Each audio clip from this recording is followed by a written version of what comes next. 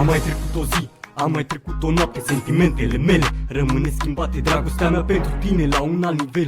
Dărâm porțile iadului, să te văd în gerul meu. Rază de lumină, de iubire plină, încălzești sufletul meu. Tu ești ceea ce mi-l alină inima. I-a fost frice, nimănui nu i-a păsat. Cu ce te înfipt în suflet, tu l-ai bandajat. Cu zâmbetul tău, cu starea ta de bine, cu privirea ta ai îmblânzit demonul din mine. Mi-ai demonstrat că mă iubești, m-ai iertat de atâtea ori. În tabloul vieții mele alb și negru, tu ai pus culori.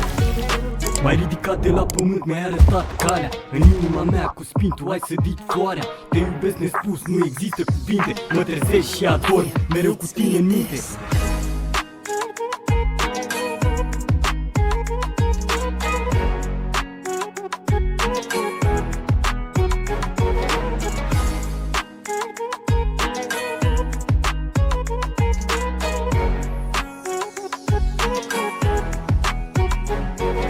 Acum trăim un vis frumos, chiar dacă nu ne ajută multe. Nu ne-am rezumat la bani, au fost lucruri mărunte. Acum doar tu îmi dai putere, tu mă motivezi. Voi ajunge ce mi-am dorit mai repede decât crezi. Am pentru ce munci, am pentru ce lupta, pentru viitorul nostru.